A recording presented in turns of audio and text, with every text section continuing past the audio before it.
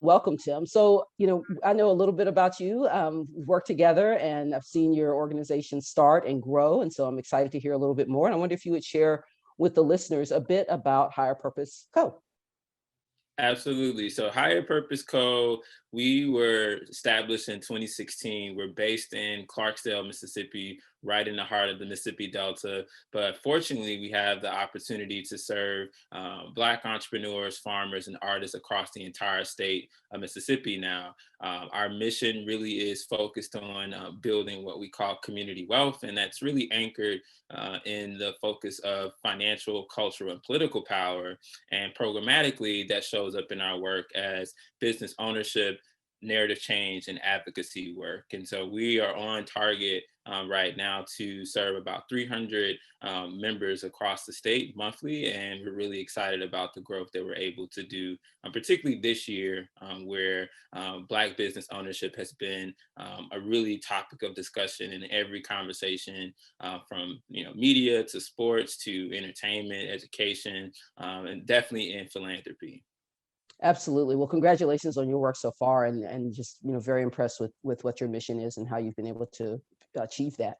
At Southern, of course, we've worked together on a number of things, and of course, we are a CDFI, family of CDFIs, Black led in many cases, and with Black board chairs as well.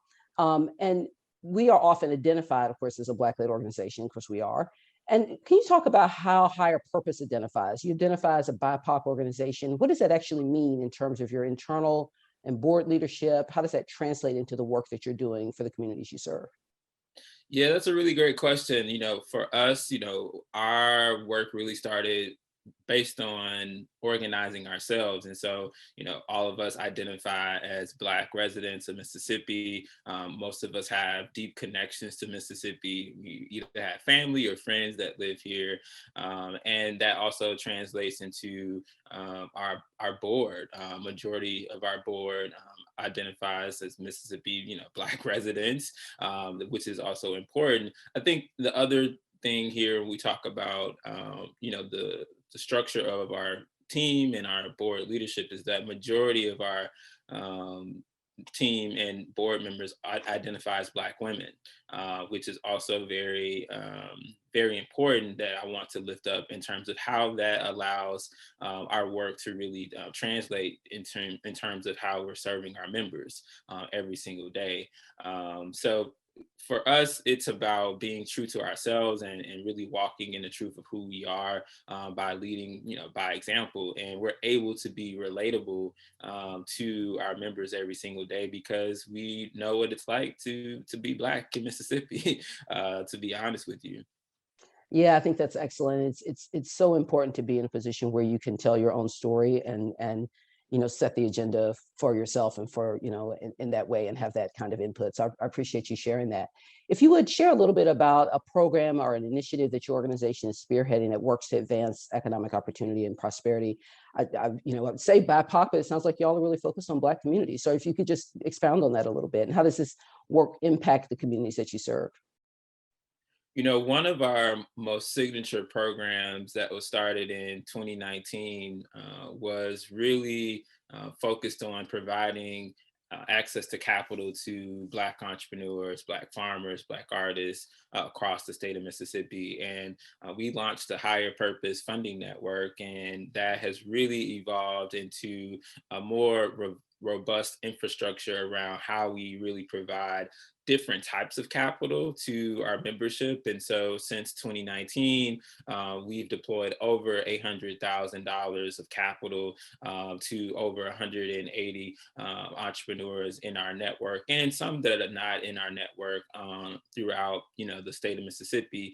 And that has, kind of translated into grants for businesses, as well as Kiva loans. We are a Kiva hub. We're the only Kiva hub in the state of Mississippi, as well as some low interest loans through some of the CDFI partners that we work with. And we've also been able to leverage a loan guarantee pool to really shore up the need for collateral for several of our entrepreneurs. So that infrastructure that we've built around, capital matchmaking to business advising to loan application or application assistance rather, that has allowed us to really stand up the funding network. And we are looking forward to really growing it even more this year as we are on track to deploy, about $1 million through the funding network.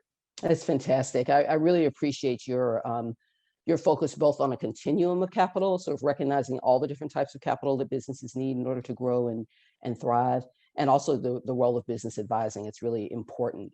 So thank you for sharing that. Shifting slightly, one of the goals of today's conversation is to address racial bias in philanthropy. In your experience, what are some specific barriers or biases from the philanthropic organizations you work with that you believe are hindering BIPOC-led or BIPOC-serving organizations as they try to access adequate funding and support? Yeah, that's another great question, and I'll definitely keep it real as much as I can.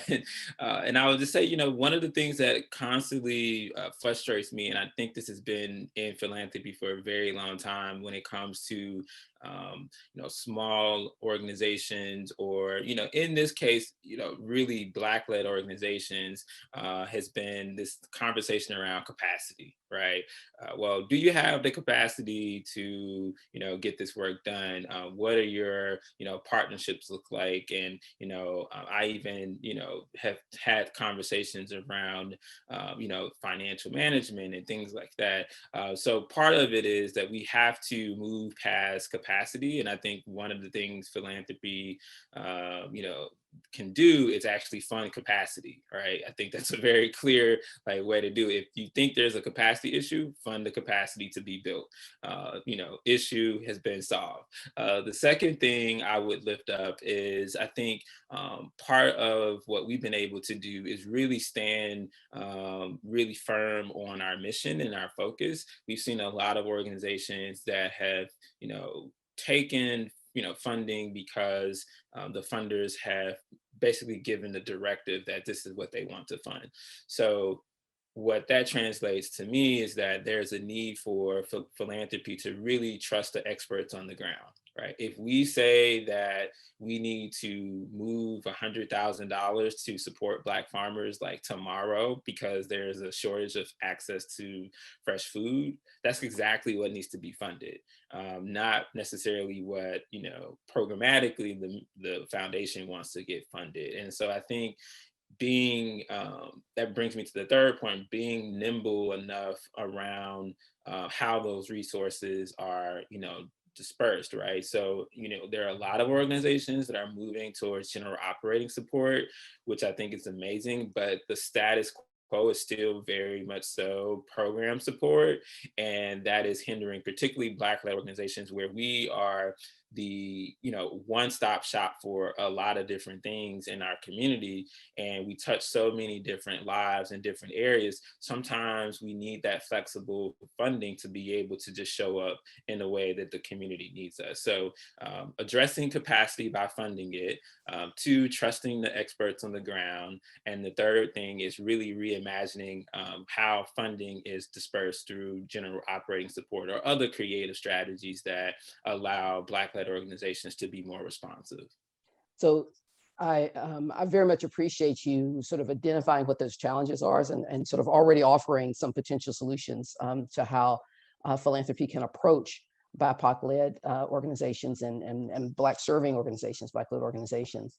Are there other pieces of advice or things that you feel like the philanthropic community could hear or could learn from based on your experience? Yeah, we were looking at this a couple of months ago, particularly in the middle of the, COVID relief efforts. And one thing I noticed that several organizations were getting resourced for millions of dollars. And so I think there's still a huge disparity when it comes to Black-led organizations that operate in urban areas versus rural areas. I think there's a huge disparity around, funding in the South in general. And I know there's been so many reports that speak to the deficits around funding. And so when you couple, the lack of investment with all these other, existing, barriers and issues that happen or that are still prevalent here in the South, it really makes it very difficult for an organization like mine to really be fully resourced and feel confident that, we have enough funding to, make it through the next 3 years, not just the next year, right? So I think part of what philanthropy can do is really show up in a way where they're providing sustainable funding and really making sure that organizations have the resources that they need across geographic territories. And I think part of what we're seeing now is that there are large initiatives launching, but where's the kind of the southern representation in terms of geography? Where's the rural representation in terms of the climates and the landscape of where Black-led organizations work and operate? And I think the last point is that part of our work is narrative change, and I do believe that philanthropy can do a better job of leveraging all of their resources. And I'm not even talking about financial resources. I'm literally talking about social capital to make sure that Black-led organizations' stories are being told, that we are part of the national media, that people know about Higher Purpose and other organizations that are doing amazing work. Because right now we are trying to fight against all these other larger organizations that have 3 times the budget than ours and that are operating in larger cities and places.